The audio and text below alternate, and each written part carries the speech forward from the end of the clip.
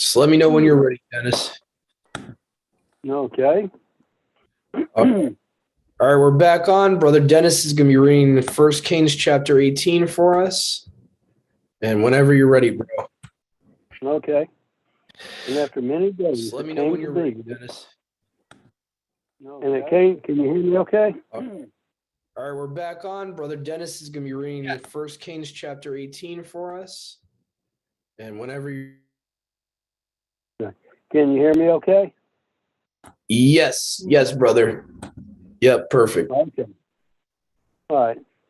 And after many days, it came to be that the word of Yahweh came to Eliyahu in the 3rd year, saying, Go, present yourself to Ahab, and I give rain on the earth. Thereupon Eliyahu went to present himself to Ahab, and the scarcity of food in Shomron was severe. And Ahab had called Obiyahu, who was over his house. Now, Obiyahu feared Yahweh exceedingly. And it came to be, while Isabel cut down the prophets of Yahweh, that Obiyahu had taken 100 prophets and hidden them, 50 to a cave, and had fed them with bread and water. And Ahab had said to Obiyahu, Go into the land to all the springs of water and to all the wadis. It could be that we find grass to keep the horses and mules alive and not have any livestock cut off. And they divided the land between them to pass over it. Ahab went one way by himself, Obiyahu went another way by himself. And as Obiyahu was on his way, then see, Eliyahu met him, and he recognized him and fell on his face and said, Is that you, my master Eliyahu? And he answered him, It is I. Go say to your master, Eliyahu is here. And he said, What have I sinned that you are giving your servant into the land of Ahab to kill me? As Yahweh your Elohim lives, there is no nation or reign where my master has not sent to look for you. And when they said, He is not here, he made the reign or nations swear that they could not find you. And now you say, Go, say to your master, Eliyahu is here. And it shall be, as soon as I am gone from you, that the Spirit of Yahweh takes you away to a place I do not know. And I shall come to report to Ahab, and when he does not find you, he shall kill me. But I, your servant, have feared Yahweh from my youth. Was it not reported to my master that I did what I did when Isabel slew the prophets of Yahweh? How I hid 100 men of the prophets of Yahweh, 50 to a cave, and fed them with bread and water. And now you say, Go, say to your master, Eliyahu is here. Then he shall slay me. And Eliyahu said, As Yahweh of hosts lives, before whom I stand, I shall indeed show myself to him today. Obiyahu then went to meet Ahab and informed him, and Ahab went to meet Eliyahu. And it came to be, when Ahab saw Eliyahu, that Ahab said to him, Is that you, O disturber of Yisrael? And he answered, I have not disturbed Yisrael, but you and your father's house, and that you have forsaken the commands of Yahweh, and you have followed the Baals, and now send and gather all Yisrael to me to Mount Carmel, the 450 prophets of Baal, and the 400 prophets of Asherah, who eat at Isabel's table. Ahab then sent for all the children of Yisrael and gathered the prophets on Mount Carmel. And Eliyahu came to all the people and said, How long would you keep hoping between two opinions? If Yahweh is Elohim, follow him, and if Baal, follow him. But the people answered him not a word. And Eliyahu said to the people, I alone am left a prophet of Yahuwah, but the prophets of Baal are 450 men. Now let them give us 2 bulls, and let them choose 1 bull for themselves, and cut it to pieces and lay it on the wood, to set no fire. And I prepare the other bull and shall lay it on the wood, but set no fire. And you shall call on the name of your mighty one, and I call on the name of Yahuwah. And the Elohim who answers by fire, he is Elohim. So all the people answered and said, the word is Tob. And Eliyahu said to the prophets of Baal, choose one bull for yourselves, and prepare it first, for you are many, and call on the name of your mighty one, but set no fire. So they took the bull which was given them, and prepared it, and called on the name of Baal from morning even until noon, saying, O Baal, answer us. But there was no voice, and no one answered. And they leaped about the altar which they had made. And it came to be noon. Eliyahu taunted them and said, cry aloud, for he is a mighty one. He is meditating, or he is busy, or he is on a journey, or it could be that he is asleep and has to be awakened. And they cried aloud and cut themselves according to their ruling with knives and spears until the blood gushed out on them. And it came to be when midday was past that they prophesied until the time of bringing the evening offering. But there was no voice, and no one answered, and no one paying attention. Then Eliyahu said to all the people, come closer to me. And all the people came closer to him, and he repaired the altar of Yahuwah that was broken down. And Eliyahu took 12 stones, according to the number of the tribes of the sons of Jacob, to whom the word of Yahuwah had come, saying, Yisrael is your name. And with the stones he built an altar in the name of Yahuwah. And he made a trench around the altar large enough to hold 2 seeds of seed. And he arranged the wood and cut the bull in pieces and laid it on the wood and said, fill 4 jars with water and pour it on the burnt offerings and on the wood. And then he said, do it a second time. And they did it a second time. And he said, do it a third time. And they did it a third time. And the water flowed around the altar, and he filled the trench with water too. And it came to be, at the time of bringing in the evening offering, that Eliyahu the prophet came near and said, Yahuwah Elohim of Abraham, Yitzhak, and Yisrael, let it be known today, you are Elohim in Yisrael, and I, your servant, have done all these matters to your word, by your word. Answer me, O Yahuwah, answer me, and let this people know that you are Yahuwah Elohim, and you shall turn their hearts back to you again. Then the fire of Yahuwah fell and consumed the burnt offering and the wood and the stones and the dust, and it licked up the water that was in the trench. And all the people saw and fell on their faces and said, Yahuwah, he is the Elohim. Yahuwah, he is the Elohim. And Eliyahu said to them, seize the prophets of Baal. Do not let one of them escape. So they seized them, and Eliyahu brought them down to the Wadi Kishon and slaughtered them there. And Eliyahu said to Ahab, go up, eat and drink, because of the sound of the noise of rain. And Ahab went up to eat and to drink. And Eliyahu went up to the top of Carmel, and he bowed down on the ground and put his face between his knees. He said to his servant, go up, please look closely toward the sea. So he went up and looked closely and said, not a speck. And 7 times he said, go again. And it came to be on the 7th time that he said, see, a little cloud as small as a man's hand is coming out of the sea. And he said, go up, say to Ahab, hitch up and go down before the rain stops you. And in the meantime it came to be that the heavens became black with clouds and wind, and there was a heavy rain, while Ahab rode and went to Jezreel. And the hand of Yahuwah was on Eliyahu, and he girded up his loins and ran ahead of Ahab to the entrance of Jezreel. What a story. They just couldn't wake Baal up, could they? Nah. It reminds me of the Mishnah tradition of the supposable tale of Abraham and his father's mighty ones, and whether that tale is true, it's just kind of interesting. You see multiple extra biblical literature giving hints to that it could be a true historical event, how he came to know Yahuwah, and that he made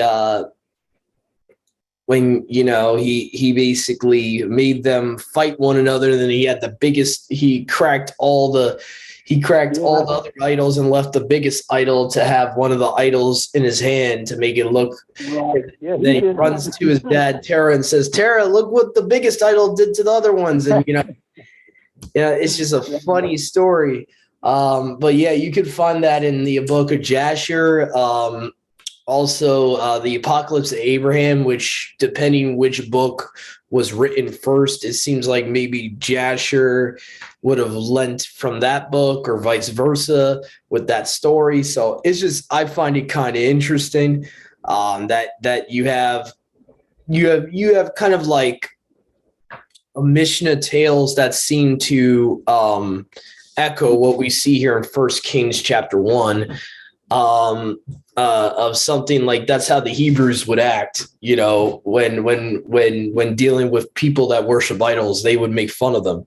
We were always taught our upbringing, it's wrong to, mock people and stuff. Well, you see, if that story is true, Abraham's mocking his own dad, and even Nimrod, as you follow that tale down, the end of the tale is Nimrod being put into a fiery furnace in Babylon by, Abraham being thrown in. It seems like he was about to be thrown in a fiery furnace by Nimrod and his cohorts, and kind of similar to how the three little boys in the book of Daniel, Arad, Meshach, and Abednego, were thrown into a furnace. So it's kind of interesting how Yahuwah's people usually would act in a mocking way towards pagans, and they would make fun of people that worship dumb, stupid idols. They would kind of actually poke fun at them. So I kind of find it interesting. And you kind of seen that even in the book of Daniel with who's the one that talks back to Nebuchadnezzar? Is that Abednego, or is who's the one guy, or is that Azariah? I think it's Azariah. Azariah, he kind of talks back to him and says, even if Yahuwah doesn't rescue us from the fire, we will never bow down to your mighty ones, your deities. We will never do it. And we don't have to answer you in this matter, O king. Oh, yeah. So it's, the Hebrew people, they have a way of being defiant against pagan kings. So I just find that interesting. But yeah, you could check out that tale for yourself about Abraham and his dad. It's pretty interesting. It's pretty interesting. I could see it being very realistic as far as the part of the story that talks about him and destroying his dad's idols, and he's searching to find who the true Elohim is, and he's looking at the sky and he's like, well, the stars can't be mighty ones, man, because their light dims. And the same thing with the moon and the sun. Something has to be giving these luminaries light. And he's like, he's trying to find the creator and all that. He eventually does find the Most High, who calls him out of his dad's house. But it's a kind of interesting. I think they would consider it a Mishnah tradition, a Judean Mishnah tradition that's in multiple texts out there, multiple extra biblical texts. Yep. Go ahead, Brother Joshua.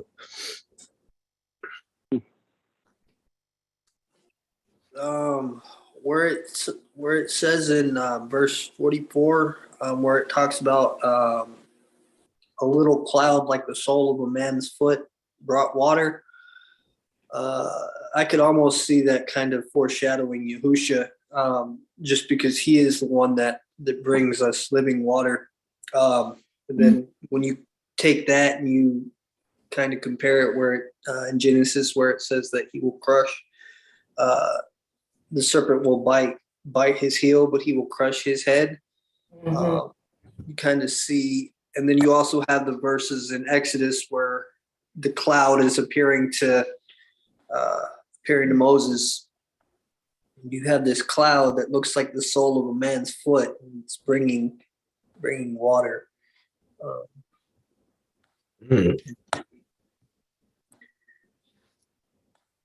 Interesting. I never caught that before. Yeah.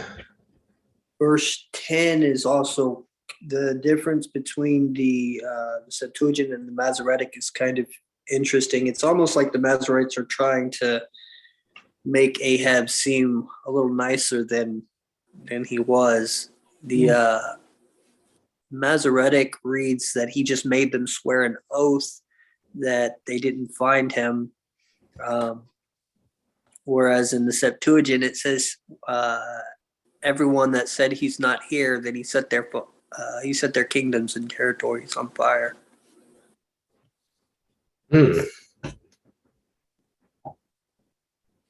Interesting. And that was in what, verse 16? Verse 10. Oh, verse 10. Okay. Let's see here.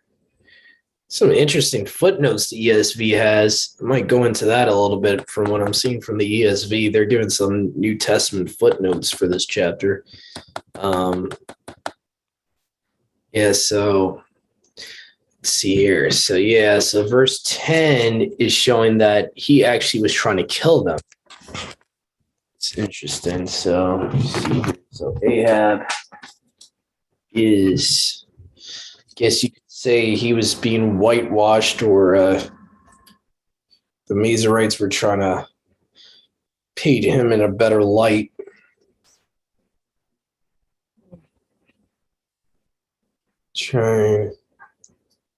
Which is not surprising if you look at the book of Hosea, which I think we have a playlist on my channel, differences in the LXX versus Masoretic text, Septuagint versus Masoretic text. I think we did one of those books already. We did a study about the differences, and in Hosea, a lot of the times they try to make Judah look more righteous than they were at that period of time. When you look at the Septuagint, it's kind of painting them like a lot more honestly.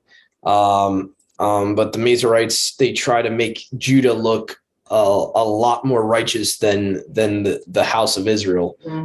And they try to, get this concept of like, we weren't that bad. We're ruling with, the famous verse in Hosea where it says Judah rules with Yahuwah. Instead of rule, I think it says against or something like that in the Septuagint. So there's like little verses in the book of Hosea which do the same thing that Brother Joshua was talking about here in 1 Kings, where they're trying to make the guilty party look less guilty or have less sin on them. Another thing I noticed that's a huge difference here is when you get down, I'm going to touch on that a little bit, that little footnote there. Let me see here. When you get down to verse 15, I just thought it was interesting that it seems like the person of Yahusha is being mentioned here specifically because it says, Elijah says, as Yahuwah of armies lives, before whom I stand today, I will appear before him. I believe the phrase Sabaoth of armies preceding the Tetragrammaton there, it's making a distinction there. It's talking about specifically Yahusha. Elijah is specifically talking about pre-incarnate Messiah here. The fact that it has of hosts after it, when the Father is being referenced, you won't see of hosts there. But when see, that's what I'm saying. It's important to notice the distinction there. Where you have Elohim following YHWH, that's Yahusha. When you have of hosts or of armies, Sabaoth, following the Tetragrammaton, that's Yahusha specifically. The role of Yahusha, the Son. You'll see actually there'll be a distinction between Yahuwah, the name Yahuwah by itself, and then Yahuwah of armies. It's there's a distinction there. So it's kind of interesting that the prophet Elijah is saying this. As Yahuwah of armies lives, before whom I stand today, I will appear before him. So what I find interesting is you'll see an extra biblical literature, apocryphal, pseudepigraphal literature these authors of extra biblical literature seem to have this idea that the prophets of old knew Yahusha. Mm-hmm. It wasn't just, like in the New Testament, we kind of get the idea that Yahusha was never known in the Tanakh. None of the prophets known him.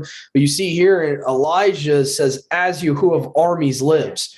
So it's very possible that Elijah knew who the Malach of Yahuwah actually was. Definitely. And he understood that he could be even signifying the difference here, why they have Sabaoth following that, because even in the Masoretic text, it says Yahuwah of armies, Yahuwah of hosts.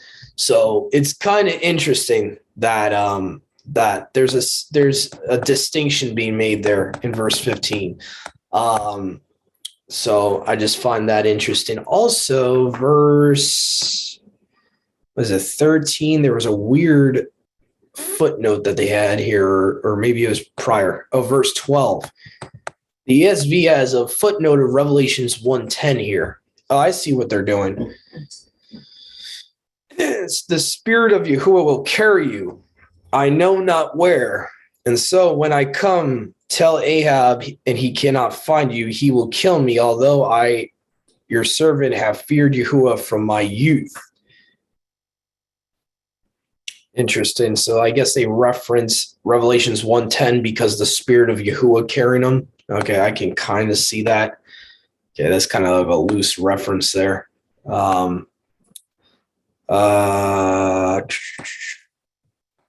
have a reference to 1 Kings 17. Yeah, let's see here. Obadiah, huh? Yeah. So Obadiah was around this time period. That's important to note, because we were talking about Bible timelines earlier. So I might check to see how accurate that is. How accurate the Bible Hub timeline is if they have the book of Obadiah around this time period, because that would be a good test to test that Bible Hub timeline. Because it literally is showing if this is the same prophet Obadiah, that means Obadiah would have had to be living around like, give or take, like 700 BC, 800 BC about. Go ahead, Brother Joshua. I see you had a hand up, I think, or maybe I was going to say, are we sure that's the same Obadiah? But you mentioned it.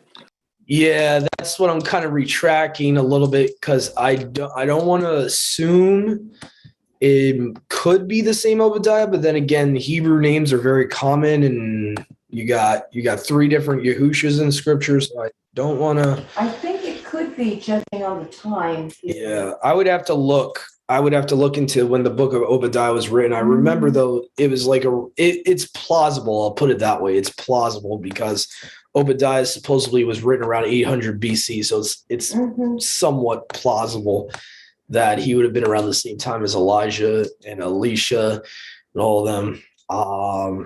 See Ahab. So Ahab, you have gone after the Baals. Now this is a weird cross reference for going after the Baals. Proverbs 28:4. What the heck does Proverbs 28:4 have to do with that verse? Let me see something really quick. Some of these cross references, sometimes they really reach. They kind of reach sometimes. Like the ESV, sometimes they're like one of those translations. They kind of reach sometimes with their footnotes. So let me just check this and make sure that's correct. Proverbs 28:4. So they that forsake the law praise wickedness, but they that love the law fortify themselves with a wall. That's the Septuagint version. Yeah, that's like I get it. They're following the Baals, so they're forsaking the Torah. I get it. It's kind of a loose reference, though. It's kind of like by association. It's a cross reference, but it's like not a direct quote. Okay, the groves, yada yada yada, and there's tons of cross references here for the groves. They actually, what's interesting, the Masoretic calls them the Prophets of Asherah. Yeah. So again, Asherah and Baal, not to get too deep into it, but Asherah and Baal are Nimrod and Semiramis. That's who originally Asherah and Baal were. So they worshipped literally Nimrod and his mother/wife, these prophets of Baal and Asherah. And it talks about who eat at Jezebel's table. What's interesting is maybe that's where John is getting a loose reference of this in Revelations, because he talks about Jezebel who caused my people to eat things sacrificed to idols. And he talks about if she doesn't repent, I'm going to put her in a sick bed. So what I think might be going on is there's a spirit in this person named Jezebel that Revelations references. And there's an actual female demonic spirit that John is addressing, being moved by Yahusha, his Ruach, to address when he's writing the letters to the assemblies. But there's a lot of references though about Jezebel's table. You got 1 Kings 22:6, 2 Kings 2:25, 2 Kings 10:19, Nehemiah 5:17. That seems like a weird reference. Let me see here. I wonder if they're trying to connect that with the marriages, and they're kind of inferring a little bit. And Jezebel was married to Ahab, right? Yeah, that was his actual wife. Yeah.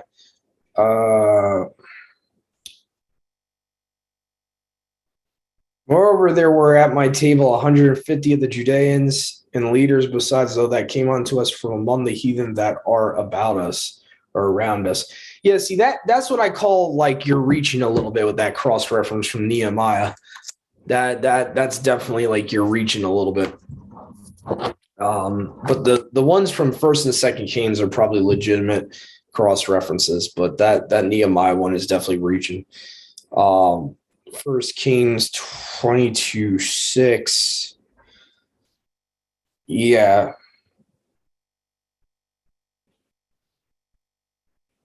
Yeah, that's another weird cross reference. It's not even talking about Jezebel's table. So that's, I don't know, very strange. Very strange. So anyway, that's all I really have to add. I don't think there's anything else I can think of. I do find it interesting that Yahuwah answered with fire. I don't know if that was intentional by Elijah to kind of remind these people who Yahuwah is. He's a consuming fire. He's a jealous consuming fire. But maybe that's kind of like I wouldn't say coincidence, or it was maybe an unintended reference to who Yahuwah is, that he's a consuming fire. The fact that he consumed that sacrifice, that whole burnt offering. I do like how he says to him, "Oh, where is Baal? Is he is he in the bathroom, or is he asleep? You're gonna need to awake him." I love that part. So I found that funny. Maybe he's tired. Brother Joshua has his hand up. Go ahead, bro. So with Obadiah, you have quite a few people. You have one from the tribe of Zebulun. You have a couple Levites. You have one from Yehuda, one from Issachar, one from Benjamin, one from Levite, or one from Gad. You have quite a few of them. There's like 9 mentioned in the Strong. Some of those I think are the same, but quite a few. Interesting. Yeah, the only way I would be able to find out is to get a decent consensus of when Obadiah would have been written, to see if it's even plausible. I think that's the only way we could really figure out for sure is if they had a decent date to date the original book of Obadiah back to.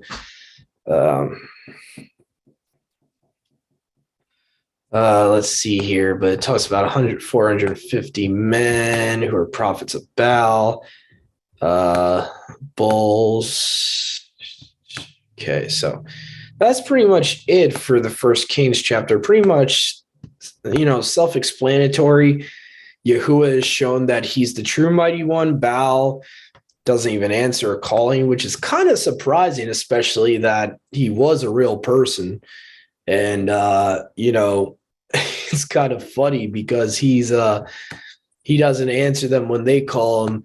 Yet as soon as Eliyahu calls Yahuwah, he answers right away. So it's kind of interesting. What's also interesting too is, though, I think what's going to be so deceptive about these end times, and it's important to mention, is a lot of people are getting carried away with miraculous signs and stuff like that. And just realize that the false prophet's going to be able to do what Elijah did in this chapter. Mhm. So just realize Right. Yahuwah is going to allow this false prophet to do what Elijah did. And he's actually going to allow Satan to answer him and fire coming down from heaven. So just realize that you shouldn't go about your walk or relationship with the Father by miracles or miraculous signs, because that's how Satan gets you. Yes, there's miraculous signs in scripture and all that, but don't be basing your walk with the Father on that, if you understand what I'm saying. So, because that's how Satan will get you in the end times. It'll be like, because you look at this story, it's going to be the exact same thing with the false prophet. He's going to have fire come out of heaven. Same thing's going to happen. So the difference is it's going to be the counterfeit. Yahuwah somehow, for his sovereignty, he's going to allow Satan to do that. Yeah. He's going to allow Satan to have false signs and lying wonders, such as you could say a anti-Elijah type of false prophet. He's going to do the same wonders. So just be on guard. Don't get too caught up in these miracles. And if someone does a miracle, they're sent from Yahuwah. That's not the case. Satan does have false signs and lying wonders. So even the Pharisees of Yahusha's day were caught up in that garbage. They thought, oh, well, he does a sign, or, they were always seeking a sign from Yahusha. Always seeking a sign. And you see that with humanity today. It's the same thing. We don't believe something unless someone shows us a miracle. I just keep that in mind, that Satan will be allowed to do that in the end times. So, all right. My mom's going to be finishing us up here in Mark chapter 9. So let me just get the scriptures up for everyone. And I think we should do a new recording, just because this is going to be a long chapter. It's going to be about like 50 something verses. So let me just start a new live stream. Oh, Brother Joshua, was that a new hand or old hand? Did you want? Okay, cool. All right.